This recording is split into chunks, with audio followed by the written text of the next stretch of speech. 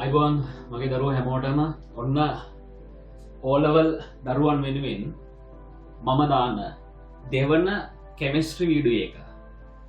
පළවෙනි වීඩියෝ එක බලපු නැති ළමයි ඉන්නවා නම් අනිවාර්යයෙන් මේ දරුවෝ ගිහිල්ලා YouTube එකට ගිහිල්ලා වීඩියෝ එක බලන්න ඕනේ. මේක තමයි දෙවන වීඩියෝ එක. මම මෙතනදී වීඩියෝ එක ආරම්භ කරද්දිම ඔයාලට පොඩි ඉඟියක් දෙනවද කතා කරන දේ ගැන.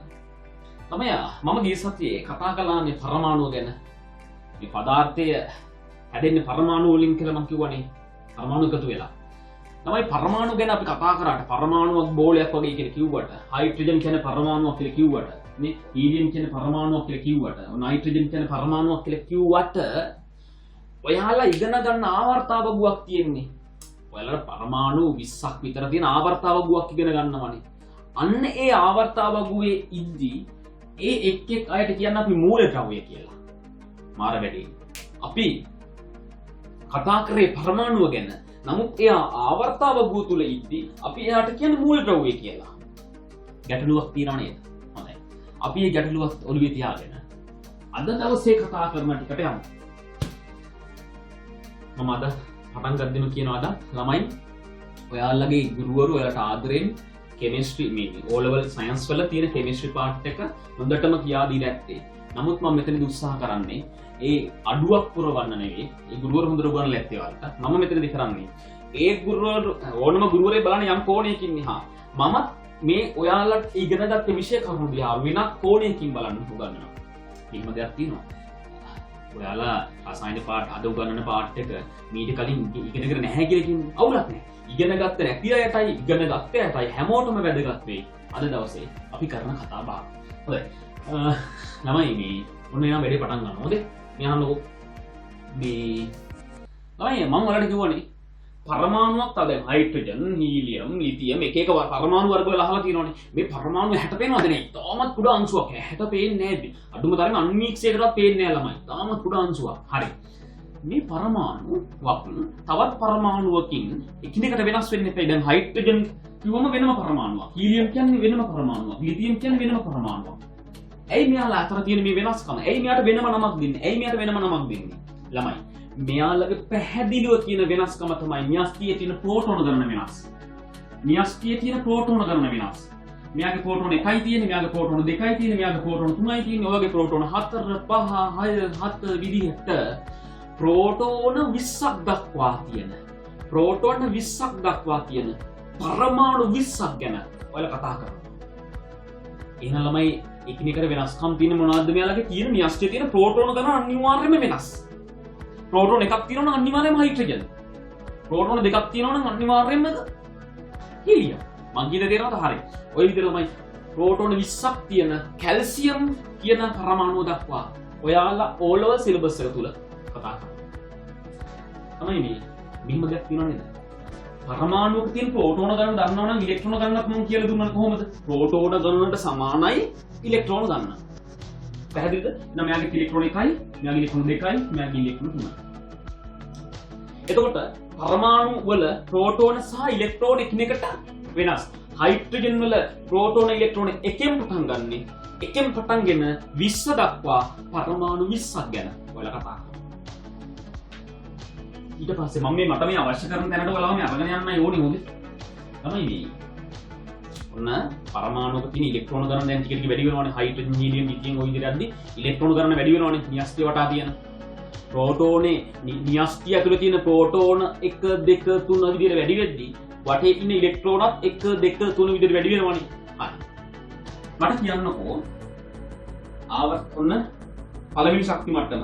තමයි ඉලෙක්ට්‍රෝන ගැන කතා කරද්දී ඒවා ශක්ති මට්ටම් වල ඉන්නවයි කියලා කතාවක් නේ අපි කතා කරන්නේ. ඔන්නම මම ශක්ති මට්ටම් ටිකක් ඇන්දොත් පළවෙනි ශක්ති මට්ටමේ ඉලෙක්ට්‍රෝන කීයක් පිරෙන්න පුළුවන් කිව්වද? දෙකක් පිරෙන්න පුළුවන්. උපරිම එකක් පිරෙන්නත් පුළුවන්. එහෙම නැත්නම් උපරිම දෙකක් පිරෙන්නත් පුළුවන්. තමයි දෙවෙනි ශක්ති මට්ටමේ ඉලෙක්ට්‍රෝන එකක් පිරෙන්නත් පුළුවන්. එහෙම නැත්නම් දෙකක් පිරෙන්නත් පුළුවන්. එහෙම නැත්නම් තුනක් පිරෙන්නත් පුළුවන්. නැත්නම් හතරක් පිරෙන්නත් පුළුවන්. ඔයද තමයි උපරිම කීයක් දක්වා පිරෙන්න පුළුවන්ද? උපරිම ඉලෙක්ට්‍රෝන 8ක් දක්වා පිරෙන්න පුළුවන්. මතකනේ?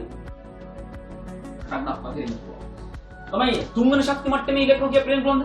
එකක් පිරෙන්න පුළුවන්. දෙකක් පිරෙන්න පුළුවන්. තුනක් පිරෙන්නත් පුළුවන්. 4ක් පිරෙන්න පුළුවන් 5ක් පිරෙන්න පුළුවන් 6ක් 7ක් 8ක් නේ 10ක් 12ක් ඕන කීය දක්වා පිරෙන්න පුළුවන්ද ළමයි? ළමයි කීය දක්වා පිරෙන්න පුළුවන්ද? 3 වර්ගය 9යි 9 වර්ගය 18යි 18ක් දක්වා පිරෙන්න පුළුවන්. නමුත් මෙන්න මෙහෙම කතාවක් වෙනවා. ඔයාලට උපරිම මෙතන පුරවලා තියෙන ඔයාලා නම් 8 දක්වා විතරයි. O level ඉගෙන ගන්න දරුවෝ විදිහට ඔයාලා තුන්වන ශක්ති මට්ටමට ඉලෙක්ට්‍රෝන කීය දක්වා විතරද පුරවන්න හම්බුනේ ඔයාලට 8 දක්වා විතරයි. දැන් ඔයාලා හිතන්නකෝ මෙහෙම ළමයි. ආවර්තාව වගුවේ ඔයාලට මම පරමාණුවක නමක් කියනවා. ඒ පරමාණු ඉලෙක්ට්‍රෝන ගොඩාක් ඉන්නවා. අපි හිතමුකෝ ඉලෙක්ට්‍රෝන 20ක් විතර තියෙනවා කියලා. ළමයි මම මොකද කිව්වේ?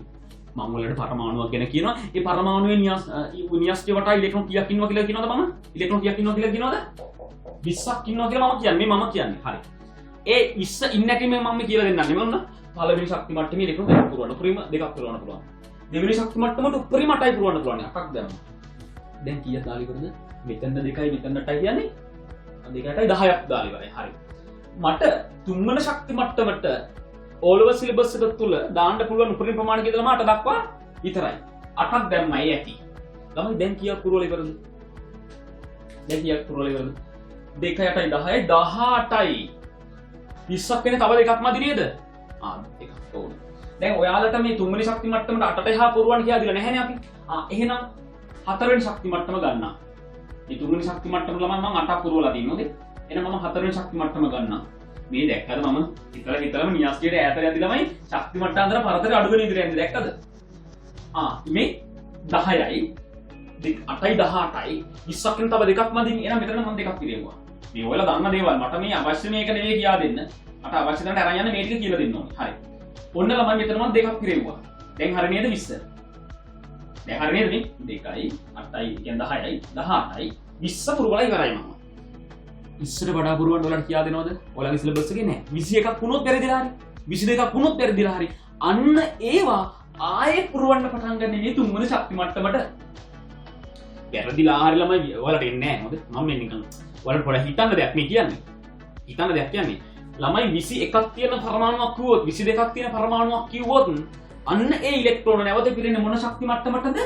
තුන්වෙනි ශක්ති මට්ටමට. ඇත්ත මම ඒක කියලා දුන්නේ ළමයි. ඔයාලට මම මේ සතියේ කිව්වා තුන්වෙනි ශක්ති මට්ටමේ උපරිම ඉලෙක්ට්‍රෝන 18ක් දක්වා පුරවන්න කියලා. පුළුවන් කියලා. ඉතින් ඒතර ළමයට යම් ප්‍රශ්නයක් එනවනේ. එහෙනම් ඇයි මම 8ෙන් නතර කරේ කියලා? මේ දෙකක් මේකටම දාන්න පුළුවන් කියලා ප්‍රශ්නයක් එනවනේ පැහැදිලිව. මම ඒකට මේ වලට කියන්නේ මොකද්ද? ළමයි ඔයා 8 දක්වා පුරවන්න. ඉතිරි දෙක අගට දෙන්න. දැන් 20 ඉවරයි. 20 දෙහා වලට තියනවද උගන්නන්න නැහැ. බැරදිලා හරි ඔයාලා හිතුනොත් 22ක් තියෙනවා කියලා. ඒ ඉතිරි දෙක කොහෙද පුරවන්නේ? මෙතන. තව 5ක් පුරවන්න දුනොත් ඒ 5ක් මෙතන පුරවන්න. ළමයි මේක 18 දක්වා පුරවන්න පුළුවන්. තුන්වෙනි ශක්තිය.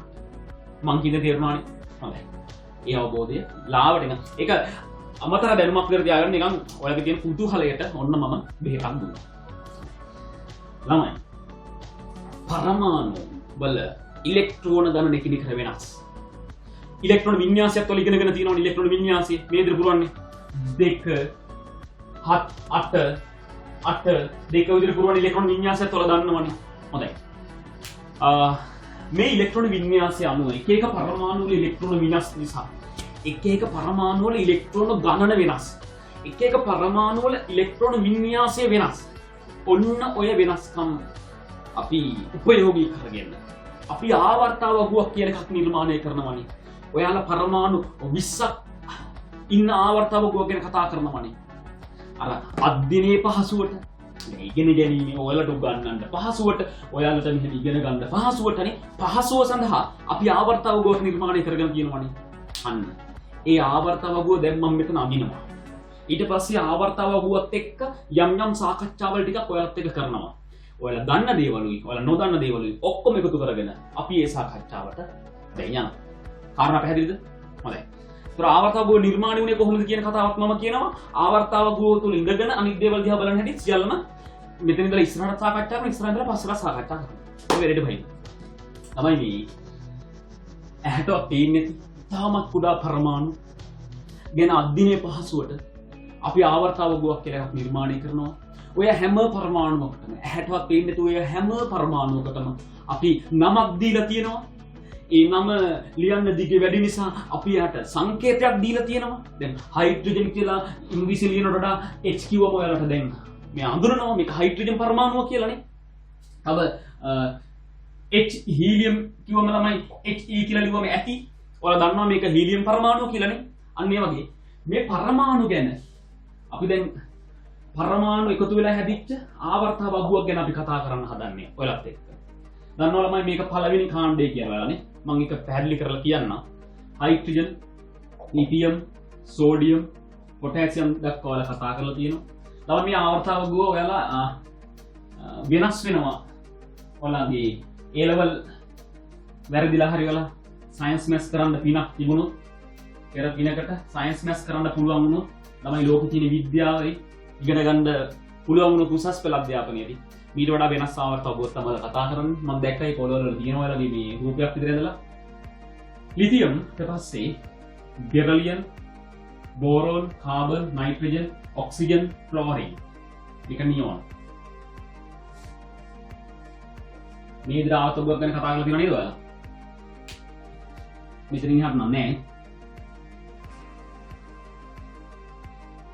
ළමයි අනිවාර්යයෙන්ම ආවර්ත වගුණ ඔළුවට තියාගන්න. ඔය එක එක ගීත මම දැකලා අපෝ මේ ලැජ්ජ නැද්දානේ ඕ ලෙවල් ළමෙක් මේක ආවර්ත වගුව කිව්වම නිකන් ගීතයක් කියලා නිකන් මොකද මම දැක සමහර කවියක් පාඩම් කරගෙන තියෙන ආවර්ත වගුව මේ මූලද්‍රව්‍ය විස්ස අවබෝධයකින් තියාගන්න බැරි නම් ඔළුවේ කටපාඩම් කරන්න යන්න එපා ළමයි ලැජ්ජයි. තේරෙනවද? මේ සින්දු වල ගීත වල කෑලි දාලා මේවා කටපා සුදා මේ වගේ දේවල් වලට යන්න එපා ඔයාලා. පැහැදිලිද? මේක හරි අවබෝධයකින් අල්ලගන්න. මේ බලන්නකො මම මොන්න සෝඩියම් විතර ගන්නවා දකුණු පැත්ත මේ බලන්න.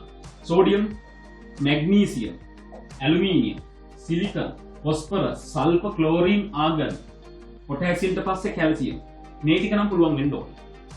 ළමයි මේ ආවර්ත වගුවේ මේ ආවර්ත වගුවේ තියෙන හැම එකක්ම මූලද්‍රව්‍ය. මම කියන්නේ දැන් පරමාණු ගැන කතා කරේ මූලද්‍රව්‍ය කියන වචනේ පාවිච්චි කරන්න හේතුව කියන්නම් පස්සේ. මූලද්‍රව්‍ය කියවම නිකන් අදහසක් තියාගන්නකො පරමාණුවම තමයි. මූලද්‍රව්‍ය කියවම පරමාණුවම තමයි. ඒකත් මොකද කාරණාව කියලා පස්සේ කියලා දෙන්නම්. මේ අහන්න මේ ආවර්ත වගුවේ මෙන්න මේ අතට තියෙන කාණ්ඩනේ. කාණ්ඩ කීයක් තියෙනවද කියලා බලන්නකො. මේ එක කාණ්ඩේනේ. රෝමි ලකම් වලින් දාන්නේ වල දෙක කාණ්ඩේ, තුන කාණ්ඩේ. ළමයි වල මේ A level ට ආපස්සේ මේ රෝමි ලකම් කියන කෑල්ල දැන් කතා කරන්නේ නෑ ළමයි මේ. අපි අරාබි ලකම් වලින් කතා කරන අර මේ 1 2 3 ඔය විදිහට කාණ්ඩ 18ක් කතා කරනවා. අපි A level වලින් කාණ්ඩ 18ක් කතා කරනවා. මෙතන නම් කාණ්ඩ 8යි. හරස් අතර තියෙන ආවර්ත නේද? ඔයාලා ආවර්ත කීයක් ගැන කතා කරනවද? 1 2 3 4 කියලා ආවර්ත 4ක් ගැන කතා කරනවානේ. මේවා ආවර්ත, මේවා කාණ්ඩ. කාණ්ඩ 8යි.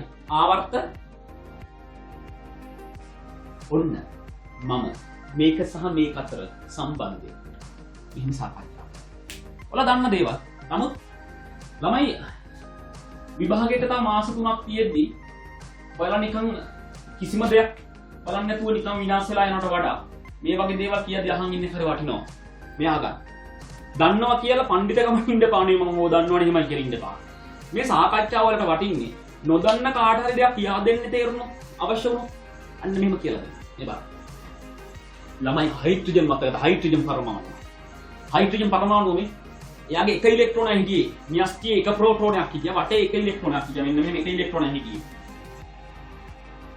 මේ හීලියම් වල ඉලෙක්ට්‍රෝන කීයක් හිටියද? දෙකක් හිටියා. පළමු ශක්ති මට්ටමේ ඉලෙක්ට්‍රෝන දෙකක් හිටියා. ඊට පස්සේ ලිතියම් වලට යද්දි මොකද වෙන්නේ? ඉලෙක්ට්‍රෝන 3ක් ඉන්න නිසා ලිතියම් වල ඉලෙක්ට්‍රෝන 3ක් ඉන්න නිසා පළවෙනි ශක්ති මට්ටමේ දෙකක් පුරවලා මෙතන එක ඉලෙක්ට්‍රෝනයක් දුන්නා. මම ඔයාලට කියන්න හදුවේ මෙන්න මේකයි. පළවෙනි ශක්ති මට්ටමේ උපරිම ඉලෙක්ට්‍රෝන දෙකයි පුරවන්න පුළුවන්.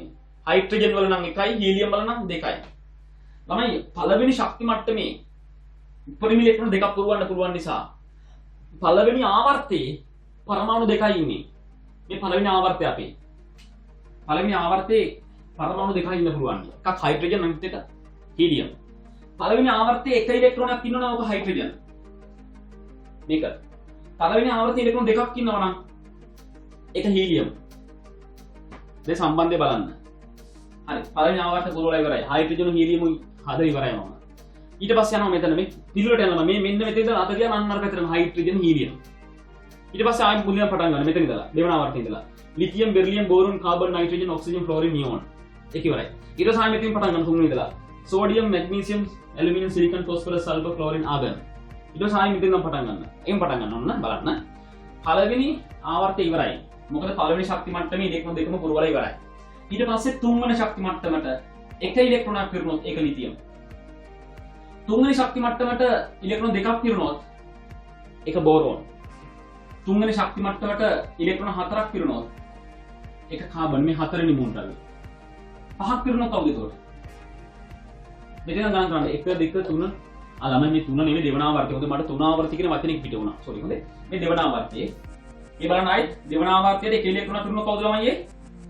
ලිතියම්.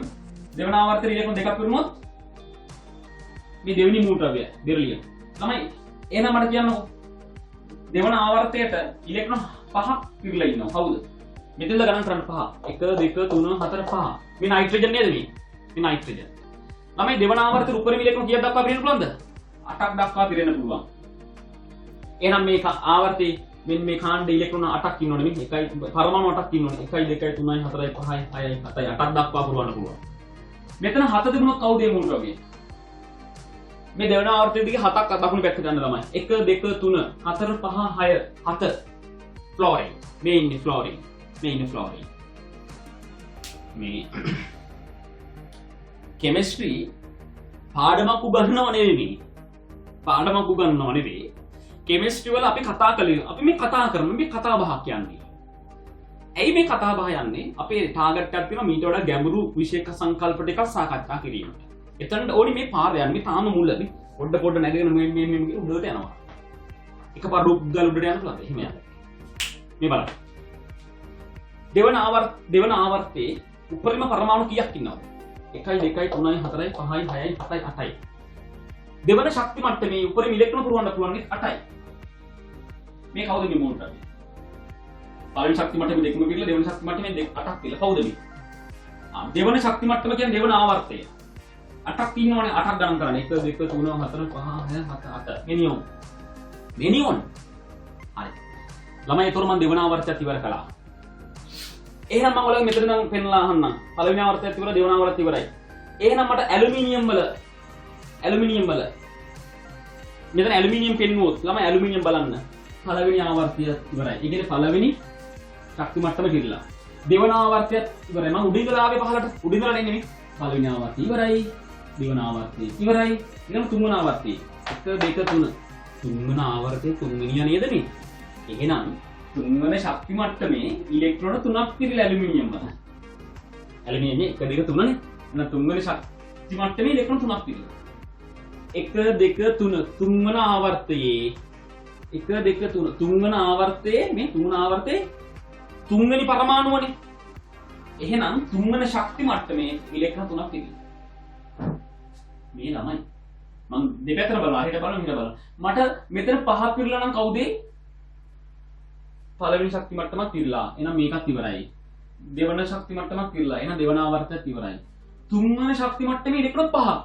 එහෙනම් තුන්වන ආවර්තය පස්වෙනියා. 1 2 3 4 5. මේ ෆොස්ෆරස් නේ. ෆොස්ෆරස්. මේ ෆොස්ෆරස්. ළමයි මේ මෙතන 8 කියලා දාලා තිබුණොත් කවුද මේ? පළවෙනි ආවර්තය ඉවරයි. දෙවන ආවර්තය 8ම ඉවරයි. තුන්වන ආවර්තය 8 වෙනියා. මේ අවසාන ඉලෙක්ට්‍රෝන පිරලා තියෙන මෙතනනේ. තුන්වන ආවර්තය 8 වෙනියා බලන්න. 1 2 3 4 5 6 7 8. මේ ආගන්නේ. මේ ආගන. ළමයි 8ට වඩා පුරවන්න පුළුවන්ද? මෙතන 9ක් දාන්න පුළුවන්ද? සොයි මේ. මෙතන 8ට වඩා පුරවන්න පුළුවන්ද? අපට පුළුවන්ද? බෑනේ. බෑ ඇයි? නේ? තුන්වන ආවර්තය 8 වෙනියෙන් පස්සේ එකක් ඉනවද? 9ක් ඉනවද හැපැත්තේ? නෑ. 8 විතරයි. ළමයි මේ ඔන්න මෙතනත් 8ක් පුරවලා ආයි මෙතනත් එකක් දාලා. මේ කවුද? දැන් බලන්න. පළවෙනි ශක්ති මට්ටමේ ඉලෙක්ට්‍රෝන කිරුණා කියන්නේ පළවෙනි ආවර්තයේ මූලද්‍රව්‍ය. දැන් තේරුණාද? දෙවන ශක්ති මට්ටමේ ඉලෙක්ට්‍රෝන කිරනවා කියන්නේ දෙවන ආවර්තයේ මූලද්‍රව්‍ය. මේ දෙවන ආවර්තයේ 8ම කිරිලා නේ. කියන්නේ දෙවන ආවර්තයේ මූලද්‍රව්‍ය 8ම පහු වෙලා. ඊට පස්සේ තුන්වන ආවර්තයේ 8ක් පිළිලා. ඒ කියන්නේ තුන්වන ආවර්තයේ මූලද්‍රව්‍ය 8ම ඉවරයි. ඊට පස්සේ හතරවෙනි ශක්ති මට්ටමේ එක ඉලෙක්ට්‍රෝනයක්. කොළමයි හතරවෙනි ශක්ති මට්ටම කියන්නේ හතර ආවර්තයේදී කො හතර ආවර්තය. මේ හතර ආවර්තයේ එක ඉලෙක්ට්‍රෝනයක් තියෙන කවුද මේ? පොටෑසියම්. හතර ආවර්තයේ දෙකක් දක්වා විතරන පුරවන්න පුළුවන් කවුද මේ? හතර ආවර්තයේ දෙක කියන්නේ මේ හතර ආවර්තයේ දෙක එකද? කැල්සියම්. හරි. මතක තියාගන්න මෙන්න මේක. මම වේගෙන් කියවගෙන යනවානේ. ඔව්. ඇයි මේ වීඩියෝ එක බලන්නේ 11 වසර විභාග ලියන්න මාස 2-3ක් කියලා දරුවෝ. මම මේ මොකද්ද මේ කරන්නේ? රිවිෂන් එකක් කියලා හිතුවක් කමන්නේ. නැවත සාකච්ඡාවක්. මම මේ මොකද්ද කියන්නේ මෙතනදී මේ? මේවා කාණ්ඩ කියලා කියනවා. කාණ්ඩ 8යි. ආවර්ත 4යි. යම් මූල ද්‍රව්‍යයක් යම් ආවර්තයකට අයිති වෙන්නේ කොහොමද? ඒ මූල ද්‍රව්‍ය අවසාන ඉලෙක්ට්‍රෝන පිරෙන්නේ මොන ශක්ති මට්ටමටද? අවසාන ඉලෙක්ට්‍රෝන පිරෙන්නේ මොන ශක්ති මට්ටමටද? අන්න ඒ ශක්ති මට්ටමේ අගේ සමානයි යගේ ආවර්තයට. දැන් උදාහරණයකට මෙතන ඉලෙක්ට්‍රෝන දෙකක් පිරিলা මෙතන ඉලෙක්ට්‍රෝන තුනක් පිරিলা. මේක අයිති මොන ආවර්තයකද? මේ මූල ද්‍රව්‍යයේ අවසාන ඉලෙක්ට්‍රෝන පිරෙන්නේ දෙවන ආවර්තයටනේ පිරලා තියෙන්නේ. එහෙනම් මෙයා දෙවන ආවර්තයේ මූල ද්‍රව්‍යයක්. දෙවන ආවර්තයේ මූල ද්‍රව්‍ය. දැන් මෙහෙම දුන්නොත් මේක අටම පිරিলা මෙතන දෙකක් කියලා කිව්වොත් මෙයා අයිති වෙන මොන ආවර්තයකද? පළවෙනි එකක් පිරিলা දෙවෙනි එකක් පිරিলা තුන්වන ශක්ති මට්ටමේ පිරෙනවා කියන්නේ මෙයා තුන්වන ආවර්තයේ මූල ද්‍රව්‍ය. මෙන්න මේ ආවර්තයේ මූල ද්‍රව්‍ය. එහෙම ඒකට ආවර්තය හොයාගන්න පුළුවන්. ඊළඟට ඉන්න කාණ්ඩ හොයාගන්නත් පුළුවන්. ඔන්න බලන්න. මෙයා තුන්වන ආවර්තයේ මෙන්න 1 2 3 තුන ශක්ති මට්ටමේ අවසාන ඉලෙක්ට්‍රෝන පිරෙනවා කියන්නේ මෙයා තුන ආවර්තය. තුන ආවර්තයේ මොන කාණ්ඩයේද? ළමයි මේ ආවර්තයේ අවසාන ආවර්තය. තුල අවසාන කව කියන්නේ අවසාන ශක්ති මට්ටම. මේක අවසාන ශක්ති මට්ටමේ ඉලෙක්ට්‍රෝන කීයක් පිරලාද? දෙකක් පිරিলা. දෙකක් පිරিলা නම් එයා දෙක කාණ්ඩේ. මෙතන තුනක් පිරিলা නම් තුන කාණ්ඩේ. හතරක් පිරিলা නම් හතර කාණ්ඩේ. පහක් පිරিলা නම් පහ කාණ්ඩේ. අවසාන ඉලෙක්ට්‍රෝන හයක් පිරিলা නම් හය. හතක් පිරিলা නම් හත. අවසාන ඉලෙක්ට්‍රෝන අටක් පිරিলা නම් අට කාණ්ඩේ. ආරකයි. දැන් උදාහරණයක් දෙන්න බලන්න. මෙයා 1 2 3 තුන ආවර්තය. ඒ කියන්නේ මෙන්න මේ ආවර්තය. මොන කාණ්ඩයේද? දෙකක් පිරලානේ එහෙනම් 1 2 දෙක කාණ්ඩේ. මෙන්න මේ මැග්නීසියම් වෙනවා කියන්නේ. මේ කවුද? 1 2 3 කවච තුනක් පිරලා මේ ශක්ති මට්ටම් තුනක් පිරලා. ශක්ති මට්ටම් කියන්නේ කවචවල. කවච තුනක් පිරලා. කවච තුනක් පිරලා නම් මේක තුන ආවර්තය. 1 2 3 මෙන්න මේ තුන ආවර්තය.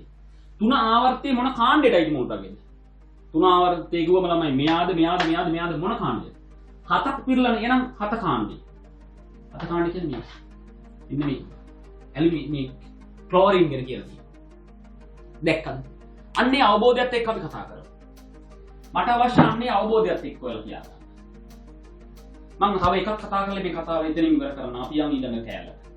ළමයි මෙතන 2යි. මෙතන 6යි නම් කවුද මේ? අවසාන ඉලෙක්ට්‍රෝන පිරලා තියෙන මොන කවචයේද? ඒ කියන්නේ මොන ශක්ති මට්ටමේද? 1 2 දෙක ශක්ති මට්ටමේ. එහෙනම් මෙයා දෙක ආවර්තී. මෙන්න මේ ආවර්තී. දෙවන ආවර්තයේ කාණ්ඩ 8ක් තියෙනවනේ මොන කෙනාද? 6 වෙනියා මෙන්න. 6 ඉලෙක්ට්‍රෝන පිරලා තියෙන 1 2 3 4 5 6. 6 කාණ්ඩ. මේ ඔක්සිජන්. හොරයි. අනිවාර්යයෙන්ම ආවර්තව පාඩම් කරගන්න. සින්දු වලින් පාඩම් කරගන්න තමයි මේක අවබෝධයකින් ගන්න. මේ අතරක් බලන්න මේ අතරක් බලන්න. පැහැදිලි තමයි? එහෙනම් පළමු කාණ්ඩයට අයිති වෙන්න නම් ඒ ඉලෙක්ට්‍රෝනේ අනිවාර්යයෙන් මොකද වෙන්න ඕනි? ඉලෙක්ට්‍රෝන වින්‍යාසය තුල මොකද වෙන්න ඕනි? අවසාන කවචයේ එක ඉලෙක්ට්‍රෝනයක් ඉන්න ඕනි. දැන් උදාහරණයක් විදිහට මෙහෙම. මේ හයිඩ්‍රජන් නේද? මේ පළමු කාණ්ඩය. මෙතන දෙකක් පිරিলা. මෙතන එකක් පිරিলা නම් කවුද මේ? එකක ආවර්ත දෙක ආවර්ත. දෙක ආවර්තයේ පළවෙනි. දෙක ආවර්ත කියන මේ ආවර්තයේ මේ අවසාන කවචයේ කී ඉලෙක්ට්‍රෝන පිරিলা. මෙතන 8ක් පිරিলা. මෙතන එකක් පිරিলা නම් කවුද මේ?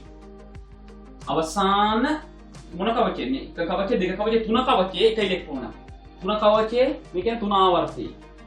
1 2 3 තුන ආවර්තයේ. එක ඉලෙක්ට්‍රෝනක් කියන්නේ සෝඩියම්. දැක්කද? අවසාන කවචයේ එක ඉලෙක්ට්‍රෝනයක් පිරিলা නම් ඒක මෙන්න මේ කාණ්ඩයයි. මේක නම් කවුද? 1 2 3 4 හතර ආවර්තයේ පළවෙනියා. හතර ආවර්තය කියන්නේ මේ ආවර්තයේ පළවෙනිය කියන්නේ පොටෑසියම්. ඒතර බලන්න මේ අවසානට එක ආව නම් අනිවාර්යයෙන් මේක පළමු කාණ්ඩය කෙනෙක්. අවසාන දෙක ආව නම් ඒක අනිවාර්යයෙන් දෙවන කාණ්ඩය කෙනෙක්. මෙන්න මෙහෙම આવොත් අවසාන ආවර්තයේ 3 આવොත් මේ විදිහට 3 આવොත් 3 කාණ්ඩය කෙනෙක්. මෙතන 4 આવොත් 4 කාණ්ඩ. මෙතන 5 આવොත් 5 කාණ්ඩයකින් 6 આવොත් 6 කාණ්ඩයකින් 7 આવොත් 7 කාණ්ඩයකින් 8 આવොත් 8 කාණ්ඩයකින්. අවසානයේට කිරලා තියෙන ඉලෙක්ට්‍රෝන ගණන අනුව අවසාන කවචයේ ඉන්න ඉලෙක්ට්‍රෝන ප්‍රමාණයට අනුව කාණ්ඩය කියන්න පුළුවන් වෙනවා. එහෙමනේ. අවසානයේ කවචයේ ඉන්න අවසාන ශක්ති මට්ටමේ ඉන්න ඉලෙක්ට්‍රෝන ප්‍රමාණය දන්නවනම් කාණ්ඩය දන්න. දැන් අවසානම වශයෙන් මම වල ගන්නවා වෙනනේ. මෙයා මොන කාණ්ඩය? 7 කාණ්ඩේ. මොකද අවසානයේ ඉලෙක්ට්‍රෝන පිළ තියෙන කවචයේ දෙවන කවචයේ. ඒකේ ඉලෙක්ට්‍රෝන 7ක් පිළ කියන 7 කාණ්ඩේ. මෙන්න මෙයා. 7 කාණ්ඩේ කියන්නේ මෙන්න මේ කාණ්ඩේ. දෙවන ආවර්තයනේ. දෙවන ආවර්තය කියන්නේ දෙවන ආවර්තය 7. හොඳයි. මට ඕනේ ඉලක්කයට මම ටික ටික ඔයාලා අරගෙන යනවා. තමයි ඔයාලා අහලා තියෙනවද? ඔයාලා අහලා තියෙනවද? නියස්තියේ මම අහලා තියෙනවද කියලා මම ගිය පාර කිව්වා. නියස්තියේ ප්‍රෝටෝන වලට අමතරව නියුට්‍රෝන ගන්නක් කියලා. නියුට්‍රෝන ගන්නක්. ළමයි සමහර පරමාණු ඉන්නවා. දැන් උදාහරණයක් මෙන්න මේ කාබන් මූල ද්‍රව්‍ය මම ගත්තොත් ආයිට කලින් ළමයි මෙන්න මේක ඔයාලා දන්නව නේද? යම් පරමාණුවක සංකේතය දැන් උදාහරණයක් විතර ළමයි හීලියම් මෙහෙම ලියුවොත් මේ සංකේතයේ වම් පැත්තෙන් පහළටම ලියලා තියෙන මොකද්ද මෙහෙම? මෙහෙම දෙක කියලා දාගමු මේ මොකද්ද? පරමාණු ක්‍රමාංක කියන්නේ. ඒ කියන්නේ ප්‍රෝටෝන ගණනනේ. මේ පරමාණු ක්‍රමාංකය.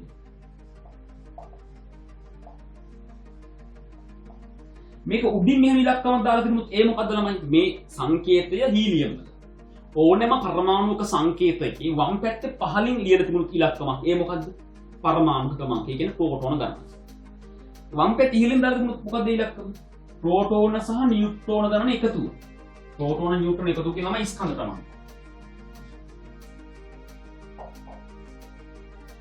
දැන් උදාහරණයකට ළමයි මෙයාගේ ප්‍රෝටෝන නියුට්‍රෝන එකතු කරාම 4යි. මම ප්‍රශ්නයක් අහන්න මේක ඔයාලා දන්නවා. මම මේ සියලුම දේවල් කියනවා නේ ළමයි ඔයාලා දන්න දේවල් ගැන මම පොඩි මේ කුතුහලය උස්සන එක කරන්නේ. මේ බලන්නකෝ.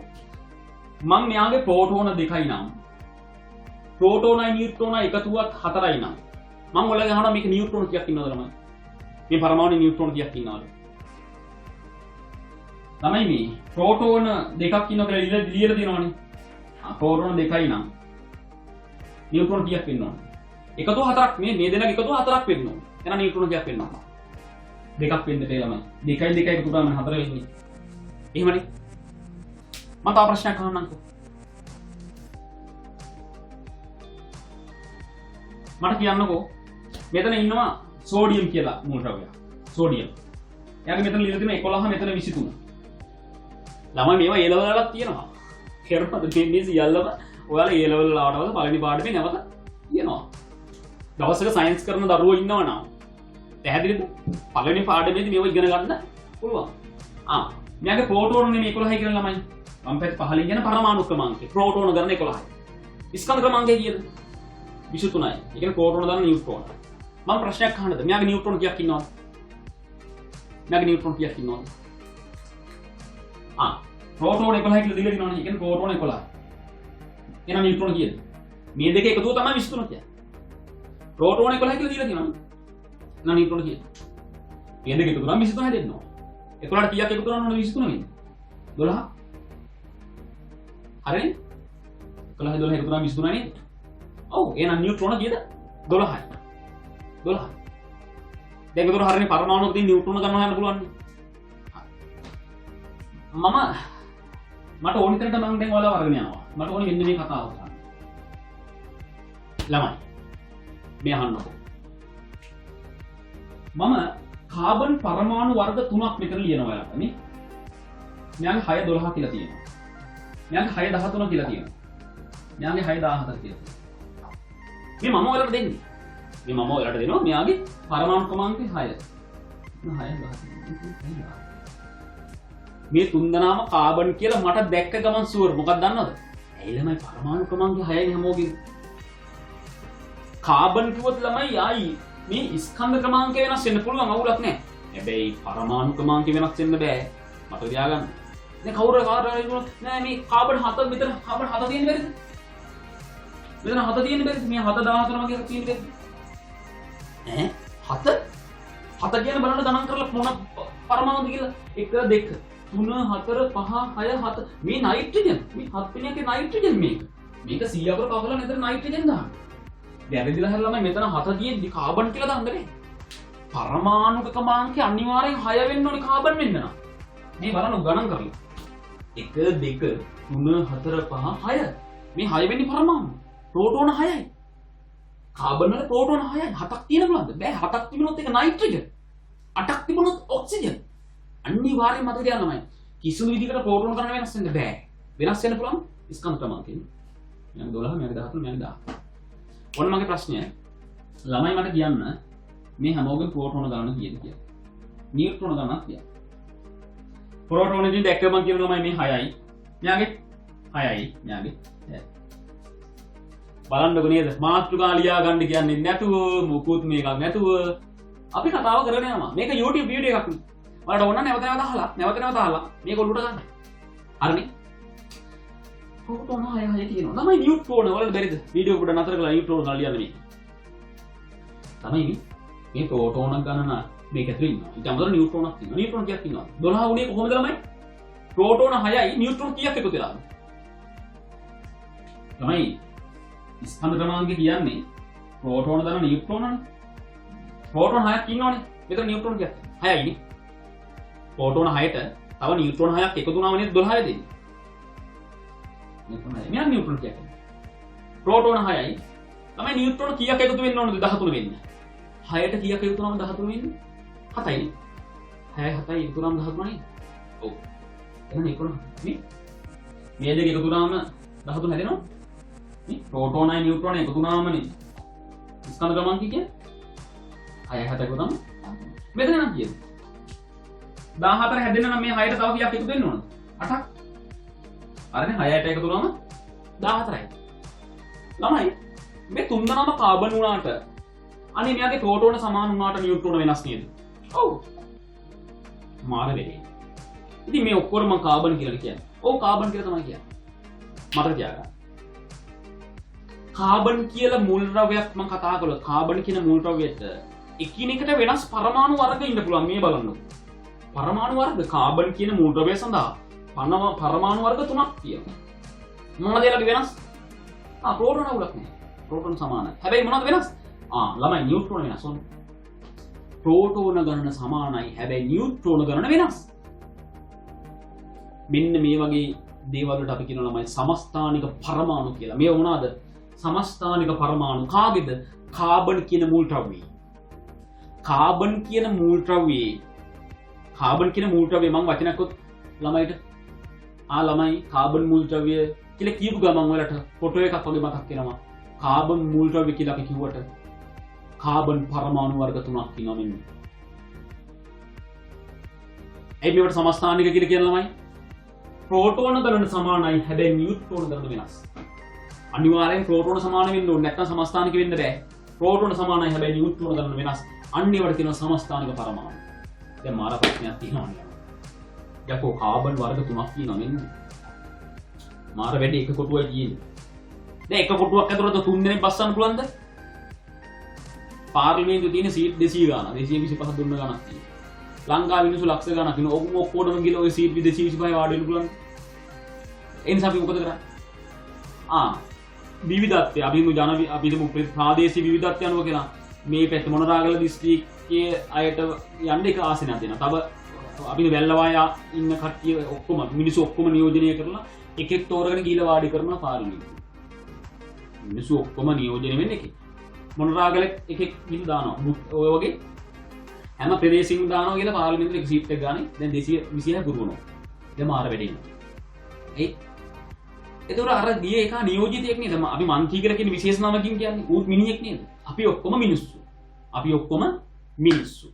හැබැයි අපි ඔක්කොම නියෝජනය කරලා එකෙක් උස්සගෙන ගිහිල්ලා අර සීට් එකේ වාඩි කරාට පස්සේ එතනින් පස්සේ ඌ කවුද? මන්ත්‍රී කෙනෙක්. අන්න ඒ වගේ ළමයි. මේ ඔක්කොම පරමාණු වර්ග. මේ පරමාණු. හැබැයි මේ පරමාණු තුන් වර්ගයටම කොටු තුනක් තියෙනවද? නැහැ. තියෙන එක කොටුවයි. එහෙනම් මොකද කරන්නේ? මේ තුන් වර්ගයේම නියෝජනය කරලා කාබන් කියලා මෙතන ලියනවා. වම් පැත්තේ මුකුත් ලියන්න යන්න එපා. වම් පැත්තේ මුකුත් ලියන්න යන්නේ නැහැ අපි. මේ තුන්දෙනාම නියෝජනය කරලා 100 කර දානවා. වම් පැත්තෙන් උඩින් යටින් මුකුත් ලියන්න යන්නේ නැහැ. දැන් අපි කියනවා මේ පරමාණු තුනම නියෝජනය කරපු කාට මූලද්‍රව්‍ය කියලා. විශේෂ නමක් මූලද්‍රව්‍ය. හරියට අපිව නියෝජනය කරපු කෙනාට මන්ත්‍රීතුමා කිව්වා. මන්ත්‍රී කියන්නේ මිනිහෙක් නේ. ඔව්. එහෙනම් මූලද්‍රව්‍ය කියන්නේ පරමාණුවක්ම තමයි. පරමාණුම තමයි. මේ කට්ටිය ඉතින් මෙහෙම පරමාණු දෙක තුනක් එකතු වෙලා මූලද්‍රව්‍ය හැදෙනවා. පට්ටපල් බොරු හිම වෙන්නේ නැහැ. එහෙම මේ පරමාණු කිහිපයක් එකතු වෙලා හැදෙන ළමයි අණු මූලද්‍රව්‍ය නෙවෙයි. ඒ සමහර කට්ටිය වචන පිට කරද්දී හිතන්නේ අනේ අපේ දරුවන්ට මේක වෙන විදිහට තේරෙයි කියලා හිතන්නේ. එලා පිට කරලා දානවා. මතක තියාගන්න. මූලද්‍රව්‍යයක් කියලා පරමාණු දෙක තුනක එකතුවක් නෙවෙයි. තේරෙනවද? මොකද්ද මූලද්‍රව්‍ය කියන්නේ? මූලද්‍රව්‍ය කියන්නේ පරමාණු කිහිපයක නියෝජිත වචනයක් මේක භාෂාවේ. මූලද්‍රව්‍යයක් තුල විවිධ මූලද්‍රව්‍යයක් කියලා කිව්වම තුල කිව්වම ඒක ඇතුළේ තියෙනවා කියලා හිතන්නේ නැහැ. මූලද්‍රව්‍යයක් කියලා අපි වචනේ කිව්වොත් මූලද්‍රව්‍යයක් කියන පදේ මම ප්‍රකාශ කළොත් ඒකෙන් ගම්මේ වෙනවා මොකද්ද? විවිධ පරමාණු කිහිපයක් සඳහා ওই වචනේ දාලා තින්න පුළුවන් කියන්නේ. දැන් උදාහරණයක් කාබන් මූලද්‍රව්‍ය කිව්වොත් කාබන් 6 12ත් යා නියෝජනය කරනවා 6 13ත් 14ත් ඔය තුන නම නියෝජනය කරන වචනයක් තමයි මූලද්‍රව්‍ය කියන්නේ. එහෙනම් මතක තියාගන්න. යම් මූලද්‍රව්‍යයක එකිනෙකට වෙනස් නියුට්‍රෝන ගණනක් කියන පරමාණු ඉන්න පුළුවන්. යම් මූලද්‍රව්‍යයක් සඳහා නියුට්‍රෝන ගණන වෙනස් පරමාණු ඉන්න පුළුවන්. ඒ කියන්නේ ස්කන්ධ ක්‍රමාංකය වෙනස් පරමාණු ඉන්න පුළුවන්. යම් මූලද්‍රව්‍යයක ස්කන්ධ ක්‍රමාංකය වෙනස් පරමාණු ඉන්න පුළුවන්. අන්න ඒවට කියන මොනවාද? සමස්ථානික පරමාණු කියලා. සමස්ථානික පරමාණු කියලා. දැන් උදාහරණයකට තව එකක් ගත්තොත් හයිඩ්‍රජන් වලින් ළමයි සමස්ථානික වර්ග 3ක් පරමාණු 3ක්. හයිඩ්‍රජන් 1 1 2 1 3 කියලා. පැහැදිලිද? මෙතන බලන්න ළමයි. ප්‍රෝටෝන නියුට්‍රෝන කියනකො. මේවල දන්න දේවල්. නමුත් මේ සාකච්ඡාව තුළ සමහර විට සබ්ජෙක්ට් එකට කලින් තිබුණ නැති ආසාවක් දැන් ඇති වෙයි. කලින් තිබුණ නැති කුතුහලයක් දැන් ඇති වෙයි. කලින් තිබුණ නැති සරලකමක් දැන් ඇති වෙයි. මට ඒකයි ඕනේ. ඊළඟ කොටස ඉගෙන ගන්න කුතුහලයක් ඇති වෙයි. මට ඒකයි ඕනේ. කෙමිස්ට්‍රි සමහර මේ සියල්ලම දන්නේ නැති. නමුත් ළමයි මම මේ කියා දෙන දේ අහන් ඉන්නේ ඉදීම තුල ඔයාලට පුළුවන් මේ සමහරවිට. දන්නේ නැති යාළුවෙක් ප්‍රශ්නයක් අහුවොත් කියා දෙන්න පුළුවන්. ඒකක් ගන්න සමහර ළමයි ඉන්නවා උන්ට කවුරුන් ප්‍රශ්නයකට කියා දෙන්න බෑ. අන්න ඒ තත්ත්වයේ තියෙයි. දවසක ගුරුවරයෙක් වෙන්න ආස හිතේ. ඒ නිසා දන්න උනත් නොදන්න උනත් අනිවාර්යෙන් වීඩියෝ ටික අහගන්න. ඔයාලට වැදගත් නිසායි දාන්නේ. සාමාන්‍ය පෙළ සබ්ජෙක්ට් එක දිහා උසස් පෙළ ගුරුවරයෙක් දකින්නේ. ළමයි මම ඔයාලගෙන් ඉල්ලීමක් කරනවා. මේ වීඩියෝ ටික අනිවාර්යයෙන්ම ඔයාලගේ වයස බලලා යාළුවන්ට බලන්න දන්න දැන තැන් වලට ෂෙයා කරන්න. Facebook ෂෙයා කරන්න, ඔයාලගේ WhatsApp group නහර තියෙනවා ඒවට ෂෙයා කරන්න, යාළුවන්ට කියන්න හැම එකම කියන්න. මට ඒ උදව්ව කරන්න ඕනේ. මං ආසයි. ඕලව ගුරුවරුන්ට ගොඩක් දවසක මම මතක් වෙනවා නම් අනේ මේ සර් අපිට උදව් වුණානේ කියලා මතක් වෙනවා නම් ගුරුවරයෙක් විදිහට ඕනම ගුරුවරයෙක් එක ආසයි. මගේ හැකියාවක් වෙනවා උගන්නන්න. ඒ හැකියාව මොකෙක් හරි හිටින්න. ළමයි කවුරුහරි කෙනෙක් ප්‍රයෝජනය ගන්නවා නම් මට ඒක සතුටුයි. කාරණා පැහැදිලි? හරි. තමයි හයිඩ්‍රජන් වල ප්‍රෝටෝන ගන්න මේ යටින් දිලා තියෙන්නේ. හැමෝගෙම එක එක තියෙනවා ප්‍රෝටෝන එකයි. තමයි නියුට්‍රෝන කියන්නකො මට නියුට්‍රෝන. මේකේ නියුට්‍රෝන නෑනේ. එයි. ප්‍රෝටෝන නියුට්‍රෝන එකතු කරාම නේද ළමයි මේ උදාම් කියන්නේ? ඔව්. ඒතර ප්‍රෝටෝන කොහොමද එකක් ඉන්නවා. නියුට්‍රෝන කීයක් එකතු වෙලාද? බිඳුවයි. ප්‍රෝටෝන එකක් ඉන්නවා. ඒ ප්‍රෝටෝනයට නියුට්‍රෝන එකතු වෙලාද? නෑ. ඒ නිසානේ ආ එක මේ දෙනවලු බිඳුවයි මේ. හරිනේ මේ දෙන එකතු කරාමනේ උඩ එක එන්න ඕනේ. එක ධන බිඳුව. එක. ඒ කියන්නේ නියුට්‍රෝන එකතු වෙලා නෑ. මෙතන දෙක හැදුනේ කොහොමද? එකයි එකයි එකතු වෙලා නේද? ප්‍රෝටෝන එකයි නියුට්‍රෝන එකයි. මේ දෙක එකතු වෙලා තමයි දෙක හැදුනේ. මෙතන තුන හැදුනේ කොහොමද? මෙතන දෙකයි. නියුට්‍රෝන දෙකයි. ප්‍රෝටෝන එකකුයි නියුට්‍රෝන දෙකකුයි එකතු වෙලා තුන හැදුනේ. මෙතන බලන්නකෝ. හැමෝගෙම ප්‍රෝටෝන ගන්න සමානයි. ප්‍රෝටෝන ගන්න සමානයි. හැබැයි ළමයි මොකද වෙනස්? නියුට්‍රෝන වෙනස් වෙන්නේ. නියුට්‍රෝන වෙනස්. එහෙනම් මේව මොනවද? එකම ප්‍රෝටෝන ගන්නත් තියෙන නිසා එකම මූල ද්‍රව්‍යයේ නියුට්‍රෝන ගන්න වෙනස් නිසා සමස්ථානික එකම මූල ද්‍රව්‍යයේ සමස්ථානික පරමාණු. තේරෙනවද? එතකොට මේ තුන්දෙනාම නියෝජනය කරලා අපි එක හයිඩ්‍රජන් පරමාණු අණුවක් මෙතන එක හයිඩ්‍රජන් මේ මූල ද්‍රව්‍යයක් මෙතන ලියලා තියෙනවා. මේ පරමාණු වර්ග තුනම නියෝජනය කරලා මෙන්න මේ සංකේතය මම මෙතන ලියලා තියෙනවා. මේ හයිඩ්‍රජන් මූල ද්‍රව්‍ය. නැත්නම් මේ තුන්දෙනාම එකතු කරලා හදාගත්ත පොදියක් ගොනුවක් නෙවෙයි මේ තුන්දෙනා එකතු කරලා නිකන් තුන්දෙනේ බෝල තුනක් එකතු කරලා හදාගත්ත එකක් නෙවෙයි හිතන්න එපා. මේ තුන්දෙනාම නියෝජනය කරන කෙනෙක් තමයි මේ ඉන්නේ. එයා මූලද්‍රව්‍යයක් කියලා. කාරණා පැහැදිලිද? හොඳයි. ඔන්න එහෙනම් මට අවශ්‍ය කරන තැනට දැන් ඔයාලා ඉල්ලලා තියෙනවා. තමයි ඊළඟට මට ඔයාලට කතා කරන්න තියෙන්නේ මේ ආවර්තවගේ මූලද්‍රව්‍යවල ඔයාලා කතා කරලා තියෙනවා ආවර්තයක් සහ ආවර්තයක් දිගේ සහ කාණ්ඩයක් දිගේ පහළට ಗುಣ දෙකක් ගැන කතා කරන්න තියෙනවා ඔයාලට. මොකද්ද? එකක් අයනීකරණ ශක්තිය, අනිත් එක විද්‍යුත්නිසාරය. මෙතනින් මට ඇත්තටම වැදගත් ළම විද්‍යුත්නිසාරය. මොකද හේතුව මම ඊළඟට ඔයාලට කතා කරන්න හදන්නේ වැදගත්ම විෂය කරුණක්. ඒක තමයි පරමාණු ඇයි අණු හදන්නේ? පරමාණු ඇයි අයන හදන්නේ? පරමාණු කොහොමද අණු හදන්නේ? ඒ අණුක ලුවිස්සිය අපි අඳින්නේ කොහොමද? ඔන්න ඔය සියලු විෂය කාරණා අපට ඉස්සරහට සාකච්ඡා කරන්න තියෙනවා. හොඳයි ළමයි. මම හිතනවා මම මේ වීඩියෝ එකෙන් නැතුව ඒ විෂය කාරණාව වෙනත් වීඩියෝ එකකින් දැම්මනම් හොඳයි කියලා. එහෙනම් හැමෝම ඊළඟ වීඩියෝ එක දානකම් බලාපොරොත්තු වෙන්න. මේ වීඩියෝ එක හැමෝටම බලන්න ෂෙයා කරන්න. හැමෝටම ආයිබෝවන්.